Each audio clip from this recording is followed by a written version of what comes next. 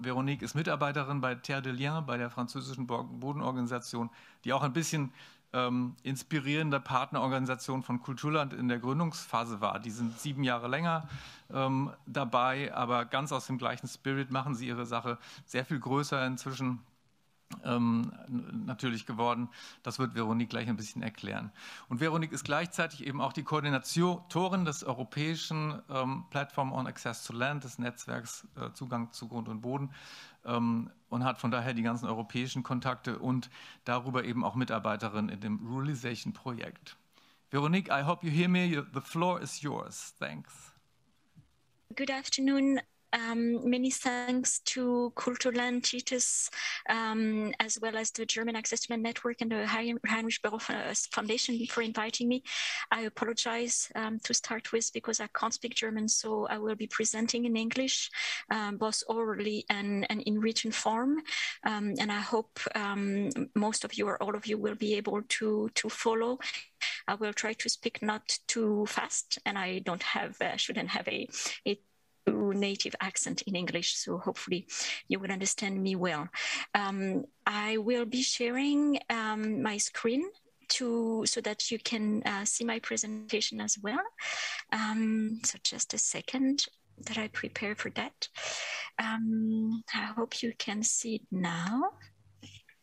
So what I would like to share with you, which I think is a connection between the discussion you had this morning and the discussion you will be having this afternoon, is at once a presentation of my organization, Terre de Liens, as well as the way we are experiencing existing policies in France around land access, around entry into farming, and also what sort of policy proposals or policy asks we are making as an organization to improve the situation for agroecology and a new generation of farmers.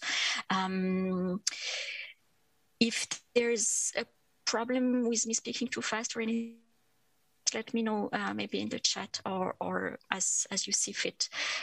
So to start with, I just want to give a little bit of background about the context in France, but I'm sure many of you have some notions already that France is one of the biggest agricultural country in Europe for whatever it means, but basically the agriculture represents, or the agricultural area represents about half of our territory. It still represents a bit more than 3% of the GDP, and we have still, we've just had the result of a countrywide census on agriculture, so we have very updated figures as of December last year, December 2021, and the current number of farms in France is just a bit under 400,000 farms, which still represents a bit more than 2.5% of the active population. As we will see, there's been a huge decrease over the past decades, but that's still the reality. Another aspect that France, I think, is well known for is the high level of land market regulations. Obviously, everybody or most people know the SAFER, which are private bodies, but they have a public mission, a mission of public interest, of general interest, which is to regulate the land sales market. And they have several goals for doing that. And the main one is to support entry into farming. So they regulate public land sales so that land be channeled towards new farmers and entering farmers. There is also a body of law which very well protects tenant farming. So tenant farmers in France are very well protected, which is very important because the main part of the agricultural area in France is tenanted. It's not in ownership, it's tenanted. And even those farmers who own land, many of them have parts that they also rent. So the fact that renting is a very, very secure element. We speak of quasi-ownership in terms of tenancy. I can explain later what's the component of it, but maybe you can keep that idea that we are with a quasi-ownership system in terms of renting land in France. And the last thing, which is called, technically speaking, structures policy. It's that there are local policies at regional level which regulate who has the right to farm land. So it's not because you can buy land or rent land that you are allowed to do it. There are regional orientations as to who should be farming, and the main aim in that case is to make sure that farms are neither too big nor too small and are viable for farmers. And finally, there is also a whole body of law, like in every country, around land planning, and in our case it's mostly at the municipal level that land planning take place. And I don't know if you're aware of that, but we have about a little bit over 30,000 municipalities in France. So there's a huge number of municipalities which each decide on local land planning, which means that it's very scattered, very also with a lot of local pressure on land development. Apart from that, maybe a couple of other favorable aspects that have governed the birth and the development of my organization, Terre de Liens. The fact that there's a lot of public support from the state and from regional governments, but also from some city councils towards alternative agriculture, agroecological agriculture, rural development. It's quite well supported in France by public funds, not quite as much as we would like to, but quite well, and definitely much better than in most EU countries. We also, if I can say, are lucky enough that the rural exodus took place mostly between World War I and World War II and after World War II. So there's still a very strong direct personal link of many people with the countryside, with food and farming, which means that many people still have a connection with their food. I mean, also there's, as you know, a strong food culture, but there's also a strong connection with the countryside and with the fate of the countryside. So the importance of having lively village, vital communities in the countryside, that's still important in many ways, even though we're a very urban society now. There's also a growing solidarity-based economy sector with ethical finance, which is developed, and different financial schemes, solidarity-based financial schemes, which we've been using. And there's also a very strong CSA movement, a very strong movement of consumers interested in local food supplies and supporting farmers, producers directly. In terms of how Terre de Liens was born and why it was born, so Terre de Liens is nearly 20 years. We were born in 2003 with basically 4 goals in view. The first one was to preserve land, to preserve farmland, make sure that it remains in agricultural use, and be sure that it be also farmed in a way that's beneficial for the environment.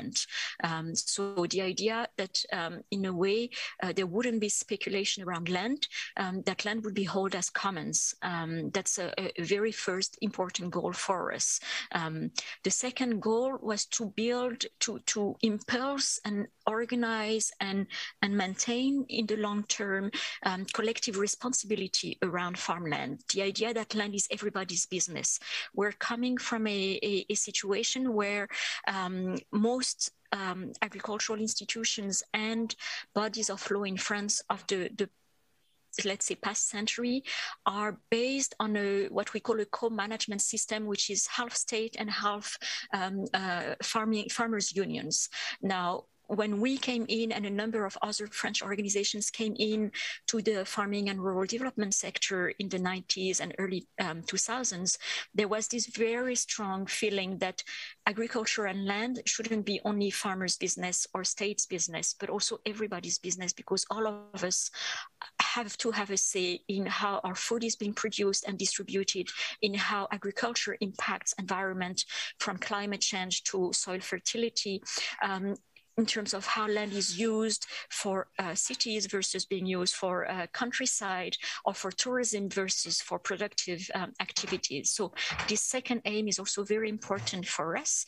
And then I would say the third aim is much more, in a way, pragmatic or practical, which is to really support the development of organic and peasant farming in France. So make sure that peasant farmers, organic farmers can have access to land and maintain their access to land under secure conditions.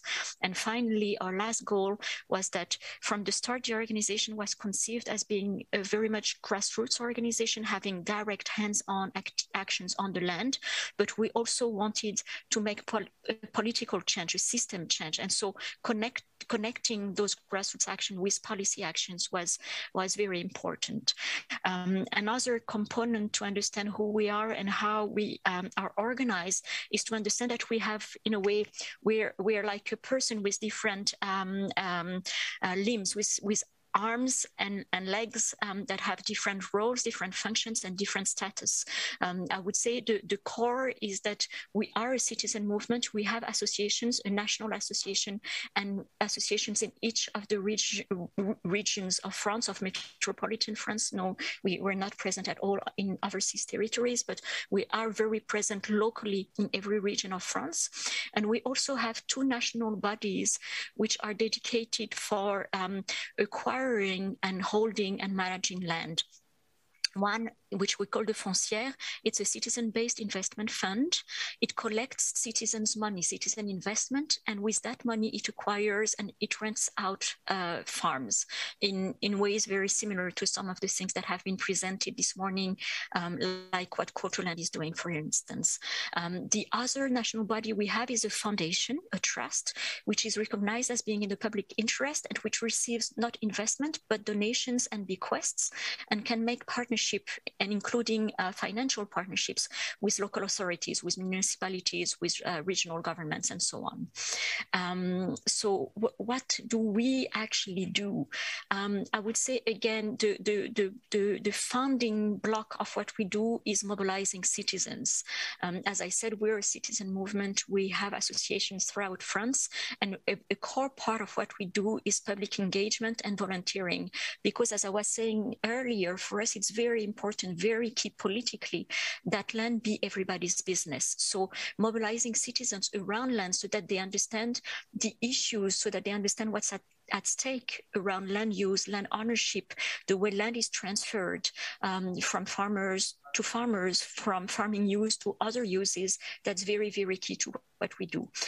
So we organize different things. We organize public events, fairs, and so on. The other component that we have is that, as I said, one of our body, or actually the two bodies in different ways, are very much resting on citizens investing not only their time or supporting policy decisions that we're pushing for, but also investing directly, investing their money either in donations or in investment, in savings, by mobilizing their savings. And some of those citizens are also very directly getting involved in advising farmers, in doing participatory workshops on farm, in engaging with local authorities to discuss land planning projects, and so on. So this is very, very, very important. I just want, if you're interested in that aspect, I just want to present, I don't know if you'll see it, if it'll be big enough, but recently with the Access to Land Network, we've produced a publication which is called Guardians of the Land, and which presents for Terre de Liens, but for also other access to land initiatives in Europe, that key central role of mobilizing citizens and what it brings citizens themselves, and how also it gives leverage to our movement or organization. The second objective or the second activity we have is supporting and advising farmers, helping them find land, helping them sign contracts, rental contracts, or agree on prices for sales that are fine for them, that are secure for them in the long term. That also includes facilitating succession, facilitating contacts with retiring farmers. Then the third type of activity that we're having, as I said, we're a direct grassroots organization. We acquire land and we rent it out to farmers. Very often we rent it out to farmers on very long terms, often career-long lease. It can be 30-year long, it can be 15-year long. The minimum is 9, which is the minimum in France. And all of those leases have environmental clauses. Again, I can come back to that, which is a specificity of our organization. We can contractualize with farmers, including environmental clauses. I'll just go very quickly through newer activities that we have.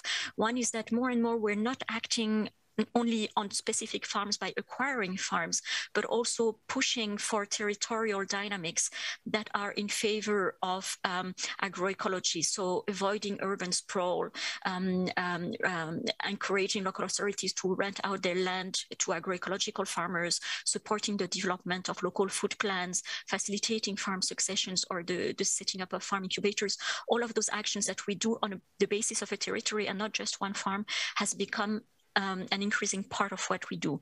I will come back to that later, but we also do more and more advocacy. And as Titus mentioned in his introduction, we are also involved in the European Access to Land Network. I just want to maybe zoom a little bit on specifically our investment company, so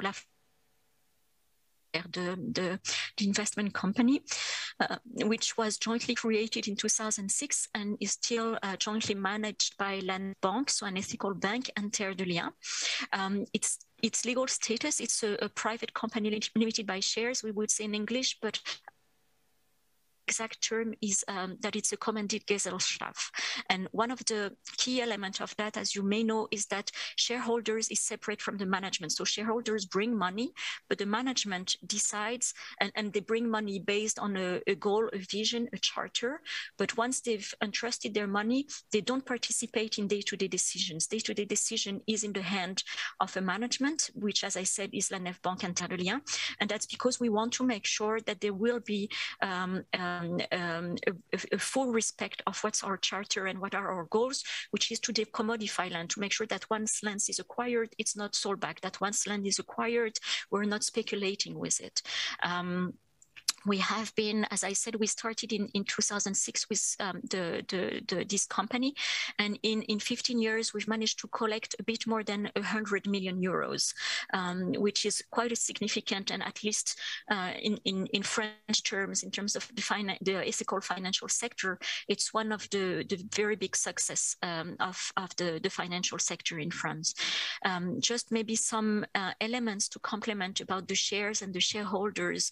A share is worth about 104 euros, and no individual shareholders can own more than 5% of the total capital, to make sure that nobody can really take over the capital, or would have, even though the management is separate, would have a way to pressure the way it's being used. We have individual shareholders, but we also have institutional shareholders, which represent about 20% of the capital. And on average, an individual shareholder has shares worth a bit more than 5,000 euros. So people who are investing in the company tend to invest and reinvest several times, and also they tend to be very faithful to us. Very few of them are drawing back their money once it's invested. Some have been, investing their money for the past 15 years, and also it's possible to take it out. They haven't taken it out. A very important element to have in mind, which we link very strongly to how we want to manage land as closely as possible to it being a commons, is that we're not paying dividends on those shares. And the reason for it is a very political, ethical reason, is that we think that wealth creation around land and farming should not stem from owning land. It's not because you own land that you can gain wealth. Just passively, I would say, owning land, it should not be a source of wealth creation. So that's why we're not paying dividend, and that's very clear for people.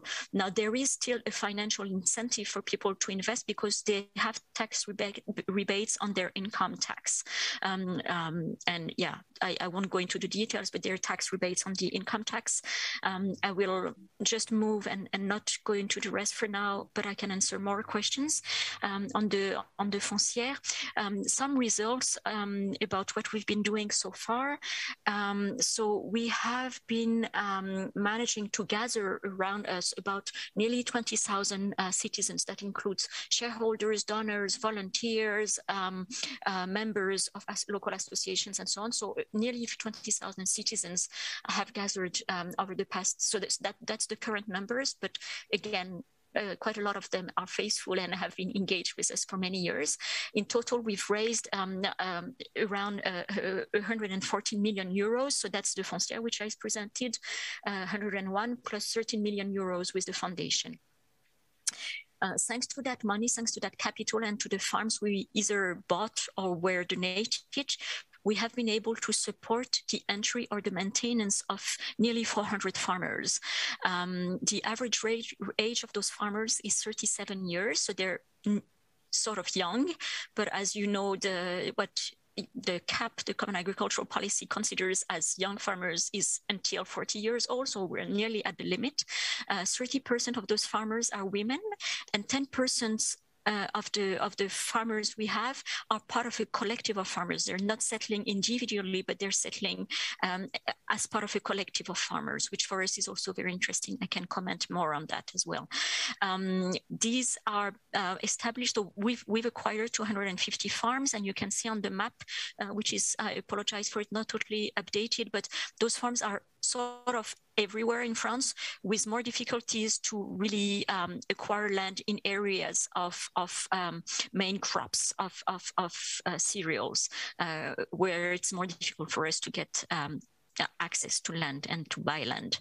That represents about 7,000 hectares of land that's been bought and that's now being managed by Terre de Liens in organic and peasant farming. So also with the environmental benefits that come with that. And maybe two elements that are not directly connected with our acquisition activity, it's that every year we advise about 1,000 future or aspiring farmers throughout France. So they approach our regional branches, and every year there's about 1,000 people coming to us and saying, I want to start farming. And just so that you remember, we have about 390,000 farms. So that's we find it quite significant that 1,000 future farmers are contacting us to start farming. We also have tens of partnerships with local authorities, either co-acquisition of land or working together around farming incubators, local food plants, and so on, as I was mentioning before. Just a couple of thoughts around our challenges, because obviously not everything is perfect, and we have to still a lot of progress to make, and a lot of challenges, internal ones, because we've grown very fast with different internal cultures, different ways of acting, different types of activities, and that also creates a very dynamic movement, but also sometimes tensions or differences that take a lot of internal management to make sure everybody remains on the same boat. There is also the financial viability of Terre de Liens, which has been very good so far, but is still very dependent on public subsidies. So there are questions around that. We have to improve our farm management. We really had a growth crisis because we were immediately much more successful in raising money than we expected. So we started buying farms, even in a way before we started having processes in place for it. So we're still sort of paying back things that we haven't had time to properly prepare before we bought farms. There's also a lot of issues or challenges around managing building, which is very costly, very time consuming, but very important as well, because, and I'll just mention it quickly, when we buy a farm, we try to buy the land, the farm buildings, and the farmhouse, because we know that housing is often a very important challenge for farmers, particularly new farmers, and also because we don't want farmhouses to become tourist houses, secondary houses.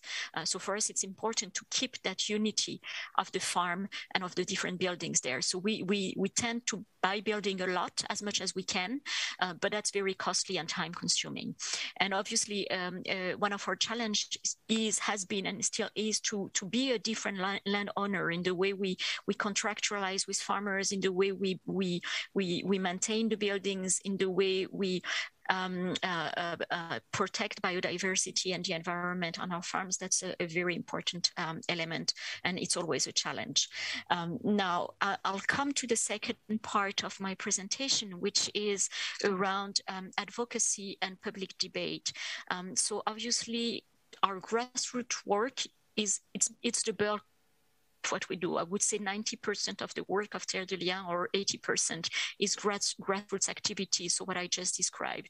Now, we realize that this is just a drop in the ocean, and as I said from the start, we've been willing for Terre de Liens to not only provide operational solutions, but to also be a leverage for system change, for policy change. So we're also engaging in advocacy. Now, some of you might be thinking that the solution, the situation is great in France, or actually much better than in many EU countries, and I wouldn't disagree with you. At least I wouldn't disagree on the fact that it's much better than in many countries, but issues of concentration of land, rising land prices, soil sealing, soil pollutions, barriers to entry of new farmers, all of that also exists in France. And I just want to give you, that'll be, I apologize for that, a lot of figures, and maybe I won't cover it all, but I'm happy to share my presentation with all of you after this conference. But just for you to have that in mind, the way we see it is that in agriculture, there's been like a silent redundancy plan over the past decades. In 60 years, France has lost 2 million farms, and over the past 10 years, 80,000 jobs have disappeared.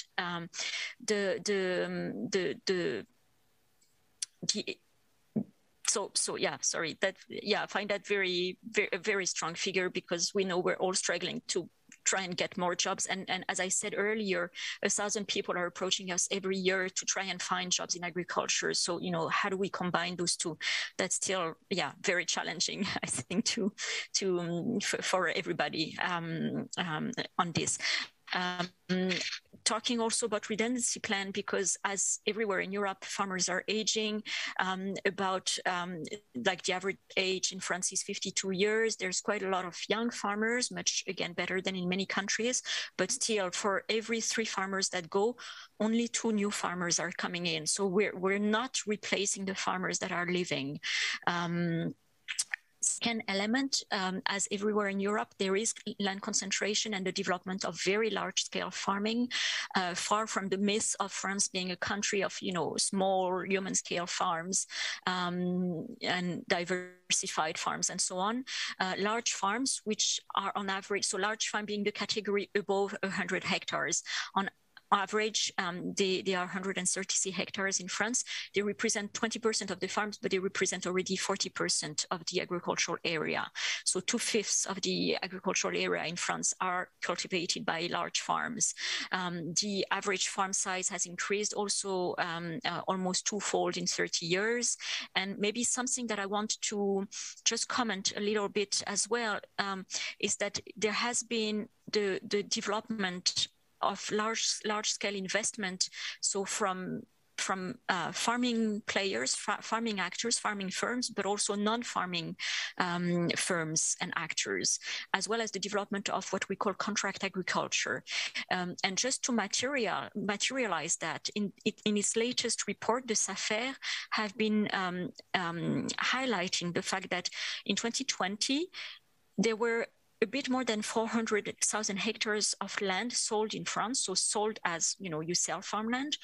And at the same time, the equivalent of nearly 600,000 hectares of land have been sold as transfer of shares, so selling shares of company holding land, which is almost like an invisible market, but that has become, as you can see, it's become more important than the sale of land. Just quickly, because I think that's also common everywhere, we're losing farmland, soil sealing is developing throughout France, soil pollution as well, use of pesticide is increasing, rivers are polluted, birds are disappearing, and so on.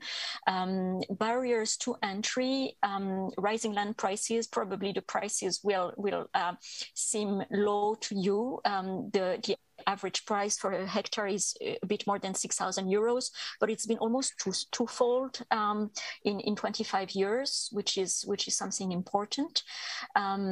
Barriers to entry as well, because 60% of aspiring farmers are newcomers, by which we mean they're not coming from a farming family and they're not inheriting a farm. There are different barriers to them. Access to land is one of the first one, if not the first one. Access to credit, the fact that public support is inadequate, other things.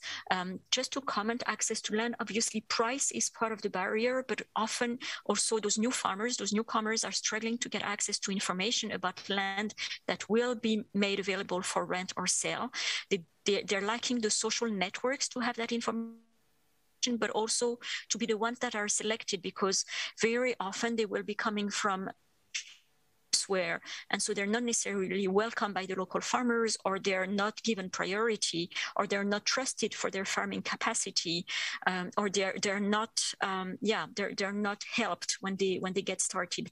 There is also two more things that I want to comment in terms of access to land, which is one that a lot of those new farmers want to get started with small farms, often horticulture, when a lot of the farms that are currently going on sale, so a lot of them want to sort of make a caricature, 5 hectares of or 2 hectares, 2 to 5 hectares of horticulture, market gardening, when what is actually being sold in France at the moment is 40 to 60 hectares of breeding.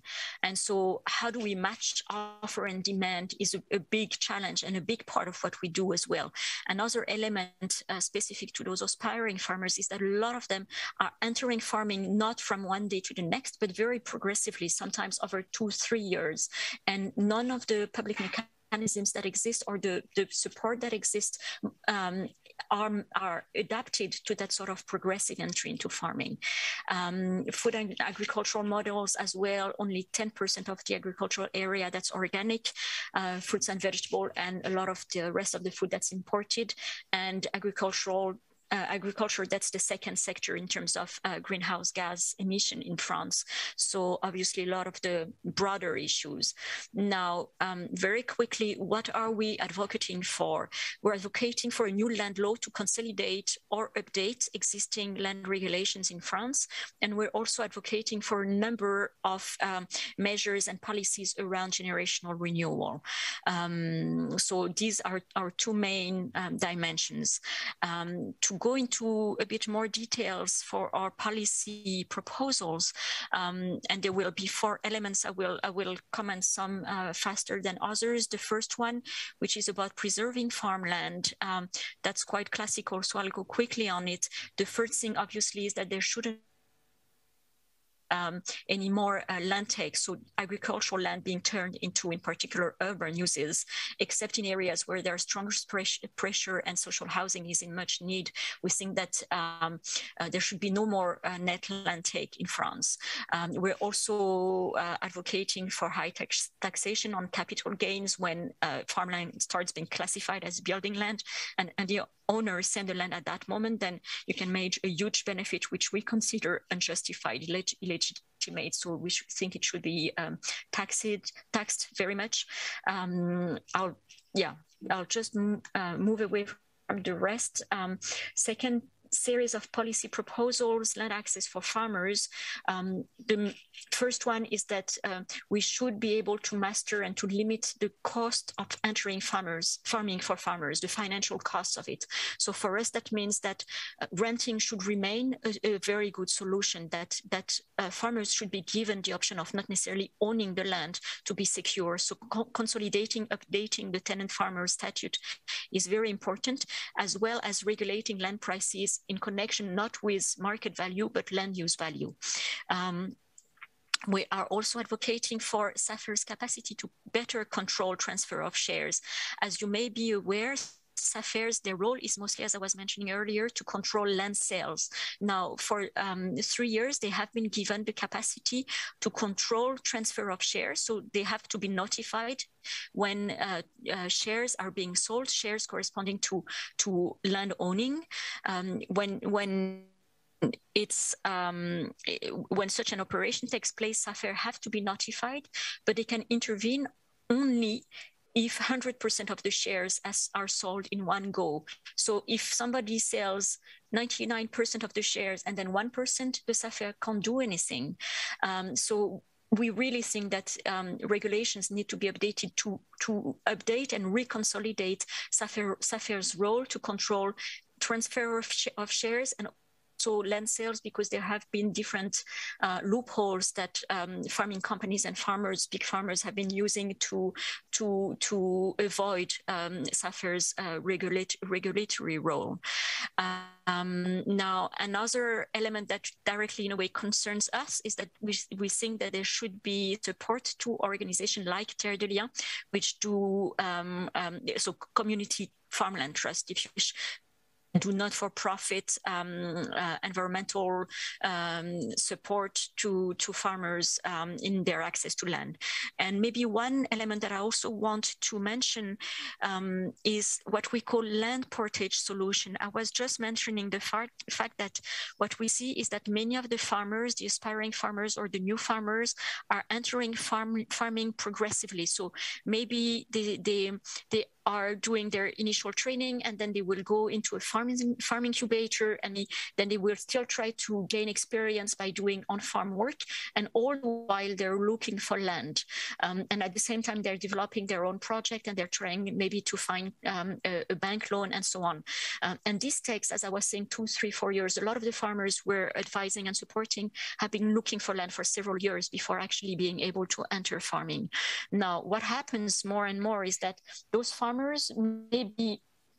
may hear about a land opportunity, but they're not ready to take over it because maybe their training is not complete, or they're still in a farm incubator, or they haven't obtained the bank loan yet, or their project is not finalized. But then the land opportunity is gone if they are not managed to buy the land immediately, or to rent it, or if we don't manage to buy it for them. So what we have been negotiating, what Terre has been negotiating with some local authorities and with SAFER, is that they will buy the land when it goes for sale, and then they will hold it for maybe 1 year, 2 years, 3 years, just ask one of the neighbors to maintain it, and then once the farmer is ready to use it, to farm it directly, then it's transferred to him or her. And those temporary portage solutions we see as very, very, very key, because very often the time of selling is not the time of entry. And so we need to make sure we take care of that time discrepancy around entering farming. Dear Veronique, prioritizing sustainable... Veronique, could you try to finish in 1 minute? I'll finish in 2 minutes, if that's fine. Yeah, 2 minutes is, or I can finish here if you like. It's just if we have questions they want to be asked, we would like to have some time for that. Sure. Okay, go on. No, it's fine. I'll just mention the titles because I think those two are more common.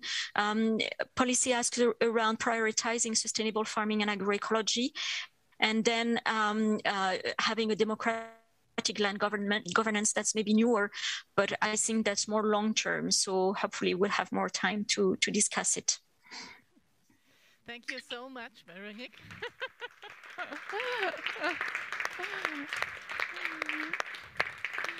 And I'm very sorry that I only gave you 20 minutes for your presentation. No, I understand. Okay, I'm sorry. I thought it was 30. Well, we will have a few minutes for questions, and I will promise, ich verspreche hiermit, dass wir die Präsentation auch noch auf Deutsch übersetzen und sie dann ebenfalls auf unserer Webseite zur Verfügung stellen werden. So, jetzt weiß ich, dass wir eine Frage haben aus dem Chat. Hello. Okay. So in the Zoom chat, there was a question if you could clarify what the difference is of a land purchase through the Land Development and Rural Establishment Society and Terre de Liens. If you could clarify that one more time. Sure. Do you want me to answer question by question, or do you want to give me several questions at once? Ich glaube, da war nur ein. There was only one in the chat, so just go for that. Sure, I can start with that. Well, the land agency, so the SAFER, they're not a land owning organization. They're just a land agent, if you wish. They're just a go-between. So they don't have a role to own land in perpetuity, and we do. We see our role as acquiring land and then holding onto the land to rent it to farmers over generations, with a precedence given to peasant and organic farmers. SAFER are just there, so the land agents are just there to intervene on the land sales market to make sure that when a land goes for sale, it goes to the better project and not just to the project that is able to pay the most. That's their main role, to make sure that it goes to the better project. And the better project, they have a set of objectives. It can be, as I was saying, the main one is supporting entry into farming. Another one would be to ensure farms viability, so make sure that a farm is big enough. Another one would be environment protection and so on. So the SAFER will intervene, will acquire the land, but then almost immediately after, it will sell it back to the farmer, which it deems the best choice, the best option to fulfill those public goals. So they're not a land-owning organization, and we are. That's the main difference. Okay, vielen Dank dafür. Und noch hier im Saal eine Frage.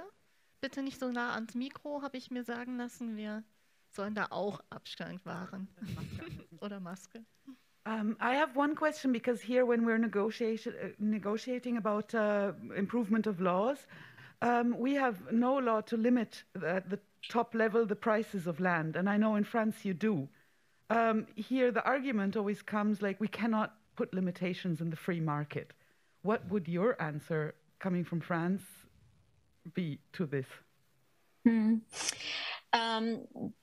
Clearly, the answer in France has been, so I'm talking from the policy side, not what my answer would be, but from the policy side. And interestingly, it was set up after World War II at the same time as the welfare system. There was a body of law to protect tenant farming, and then a body of law which started those land agents, the SAFER, that sort of said land is not any commodity. We need to make sure that it fulfills public goals, and for that reason, we need to make sure that farmers are able to access this under good conditions. And at the time, the objective, the focus was on increasing food production, because there was a need for more food production.